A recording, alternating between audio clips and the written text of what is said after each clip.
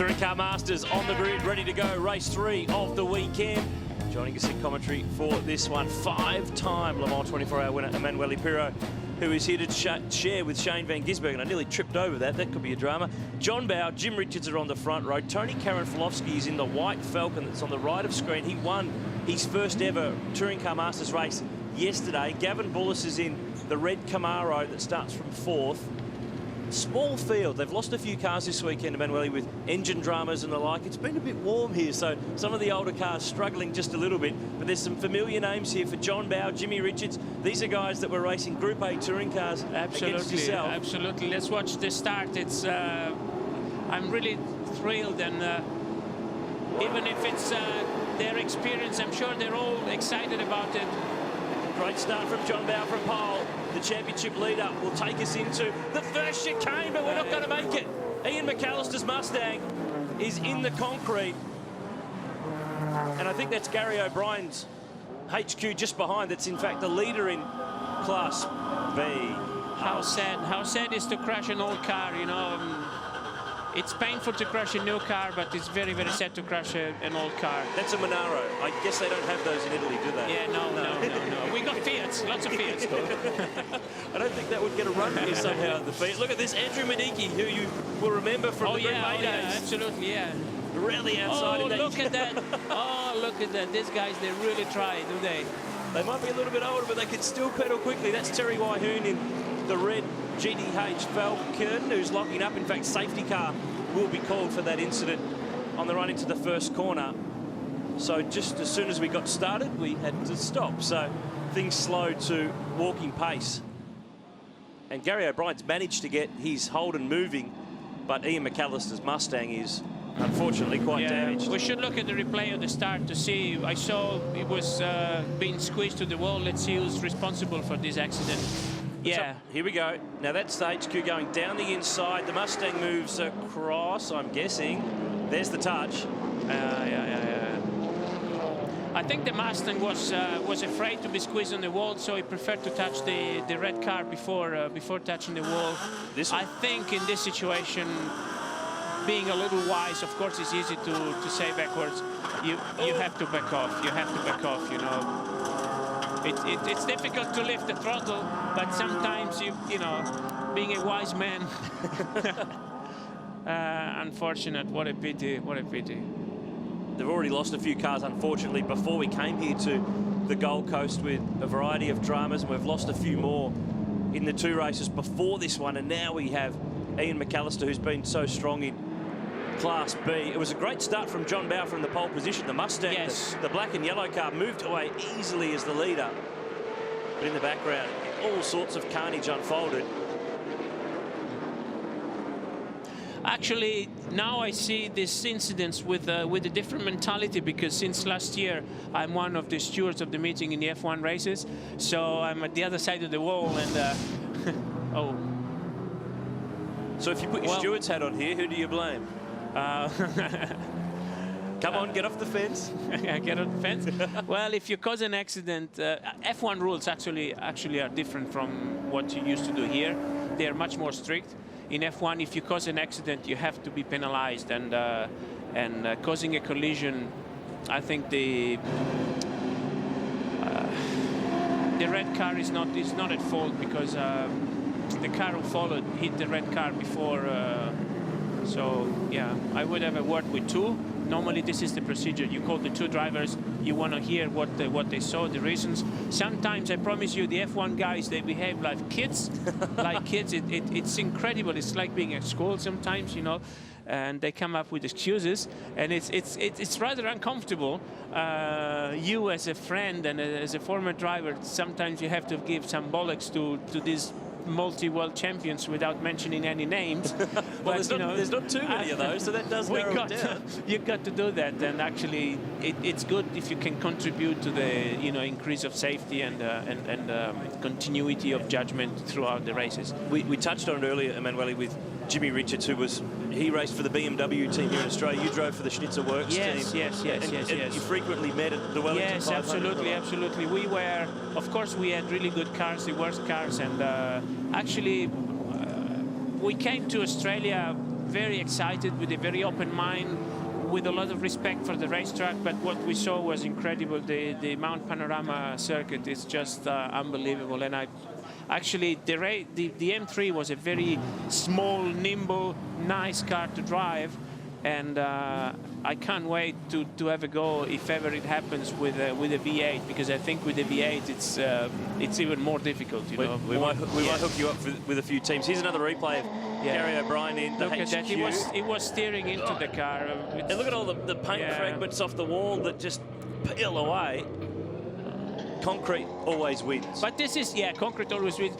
The good thing about it is, even if you're an old man, like, Not you. I'm on the way, you know, to be an old man. No, not close.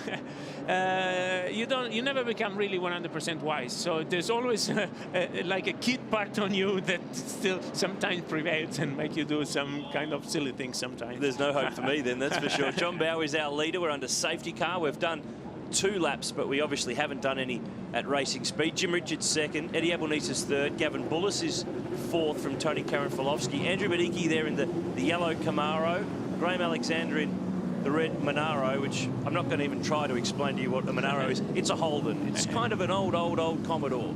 Yes. Maybe that's the best way to do it. Actually, this was a sprint race beforehand, and now it's going to be even more of a sprint race. The restart is crucial, or will be crucial. You guys have a little bit different rules from what we have in Europe. I believe they run with the same rules as we run in the V8. So yeah, you can overtake before start and finish. You can overlap, but not overtake. And you have to keep the speed. You can't accelerate. It's a little bit more strict. There is very little you can do to gain a position at the restart. It was actually funny when safety car started to apply in F1, although those guys are really super good, super talented. Having raced in America for many years, I'm quite familiar with restarts and how you can gain. And some people were kind of naive in restarts. Now they all walk up and they know what to do. We might head down to pit lane. Mark Larkham standing by. Yeah, thanks, Noon. Standing with Stevie Johnson. Hey, Stevie, I want to just ask you generally about I guess some of the strategies. I was surprised that everyone started their co-driver or their international driver in the KSA. I mean, do you see it as an option to maybe slide an A driver in there amongst them and go for an alternative strategy? Yeah, well, that's certainly what we were, tossing up the idea of yesterday. But, it just depends. You just don't know when these safety cars are going to come out in the middle of the race. And you could get to a situation where you can get the minimum laps done by the international driver early. Put myself in to start, you get in the middle of the race, you might have to pit them early to get them to the end of the race, so it's just and I guess most of the teams up and down pit lane really want the regular drivers in for the end of the race, for the sprint to the finish, as we saw yesterday. It was pretty important. All right, mate, we'll watch with interest how you sit up on the grid today and what you do. Thanks, buddy. Thanks, mate. Cheers. John Bowe is leading the queue, Larko, back towards the pit straight. Jim Richards, Eddie Albanese, Gavin Bullis, Tony Karanfilovsky, Andrew Badicki, Graham Alexander, Keith Kasuki in the blue Monaro there, jets in and out of Papua New Guinea to come and race here in Australia in TCM for every round. But the safety car, the Audi safety car, I should say there, Emanuele, you would know it well. I drove it in the morning. Very cool. It's out of the way. Good start. John Bowe leads us back to the start-finish line, and Jim Richards is a little bit vulnerable here because Eddie Albanese is on him. He nearly got caught by the guy running third, actually. But he does make it into the chicane in front. That's a 1964 Falcon Sprint, which is a little bit lighter than some of the other cars. That's a bit tight. You've got to be careful. Oh, Jimmy, hang on, Jimmy. Yeah, good boy. Oh, he's got power, Jimmy. Holy torpedoes. He's got acceleration. He's got 4.7 litres, but it's a lighter car than some of the others around him. So, yeah, good car to have on a street track. Yeah, and a light car, you benefit also on braking. I believe you got to take care of the brakes in this circuit with this car. So probably Jimmy's will have a little edge on braking as well. Ooh, Andrew Badicki down the inside. The Camaro's on the move. He's had a bad weekend. He had a driveline drama in race 1, started the back in race 2 yesterday, got to second, and is now desperately trying to make up ground. Time is running against him. Yeah, the race has been shortened, yeah. So he's really going to have to pedal through because he was the championship leader coming here to this weekend, but he has lost it back to John Bowe. So it's great to see that some of the guys who were top names in our touring car racing in the 80s and the 90s are still racing on. Yeah, these cars and these guys, they are the foundation of the current V8. They build a strong foundation, and this is why I think V8 supercar now is so popular. You can buy anything with money nowadays in the world, but you can't buy time and tradition. It takes years to build up a tradition. Well, last year we celebrated 50 years of the Australian Touring Car Championship, which has become the V8 Supercars Championship. And these are the types of cars that really were the foundation of the 60s and 70s. You didn't try to do some deals and get a drive here? What was the story? I didn't know about it. Now I know about it, and I will be back, guys, for sure. I like it too much. It's when you have a virus, the motor racing virus. There's no cure. There's no cure, and sometimes I see young kids, which is definitely not the case of Shane van Gisbergen, my teammate, who has got a great passion and great dedication. Sometimes kids have talent, but they don't have the passion that we have, or that we had and still have. So, oh, he hit the wall.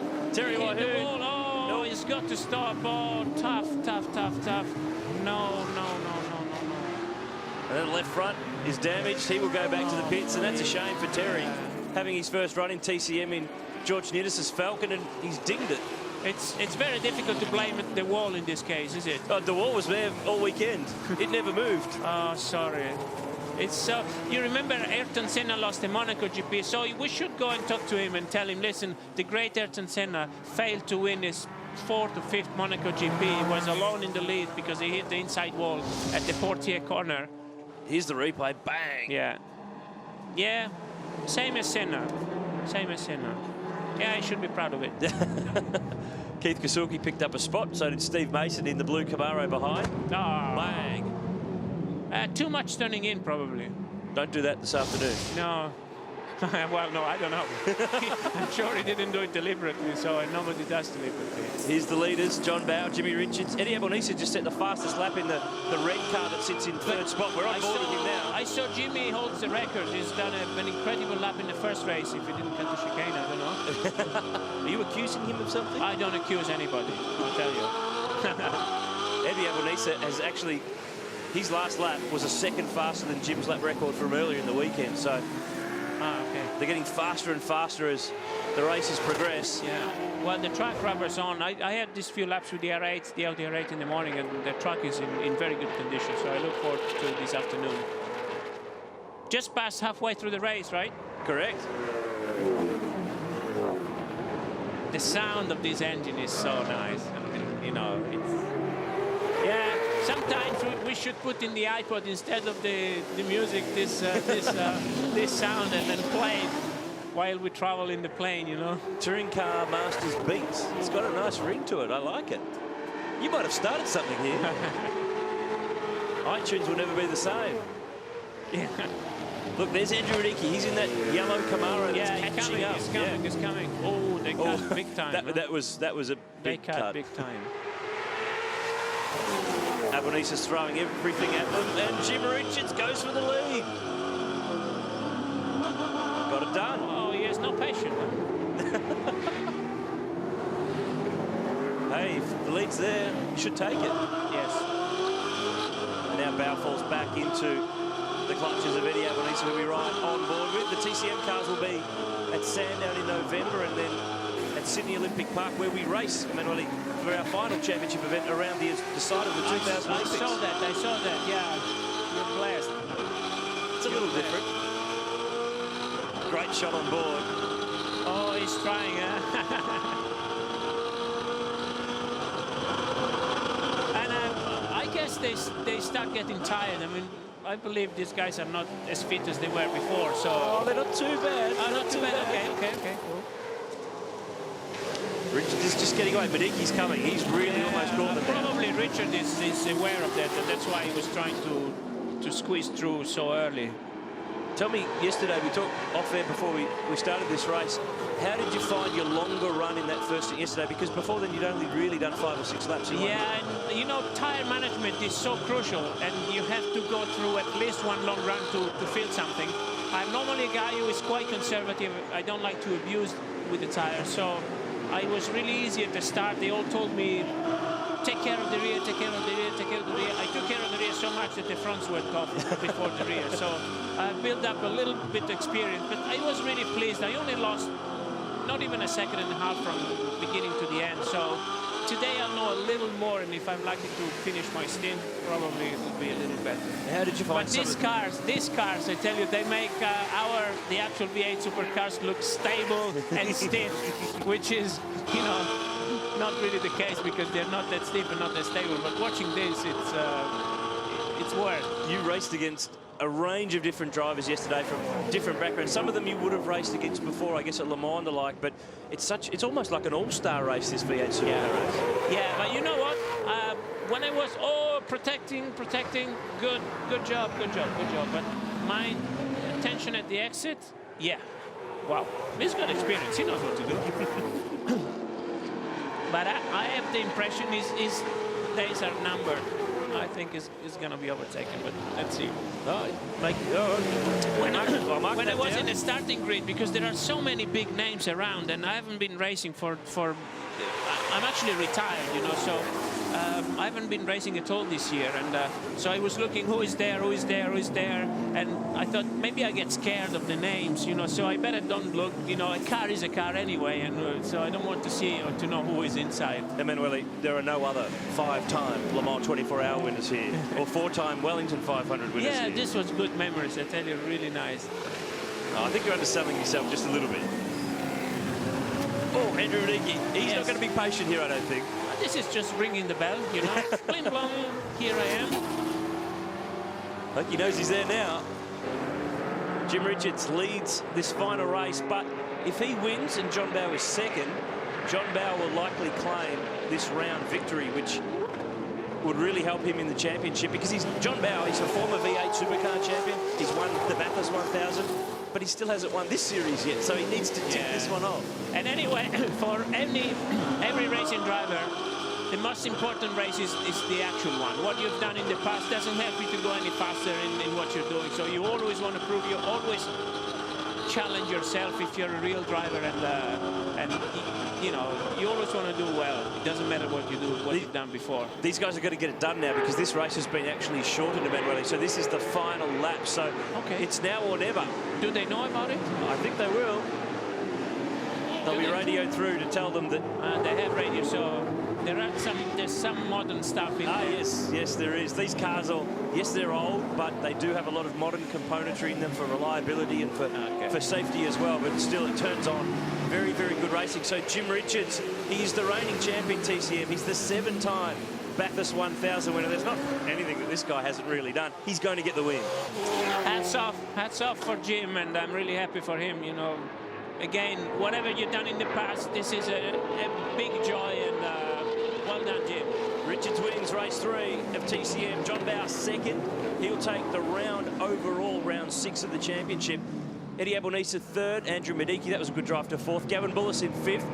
And Tony Karanfilovsky rounded out the top 6. But Emanuele, that was a little bit different to what you used to. There were no Audis in there, no sports cars. I enjoyed it so much, and I hope you guys at home did the same. This is history. This is muscle. This is power. This is skill. This is balance. It's just great. It really was a thrill for me to be here. My apology for my Italian accent. Oh, it's not too bad. The only thing I can say in Australian is "G'day, mate." All the best this afternoon, Emanuele. Let's take a look at the results. Richards, Bowe and Abelnisa. Trevor Talbot in the XU1 Tirana rounds out the top 10.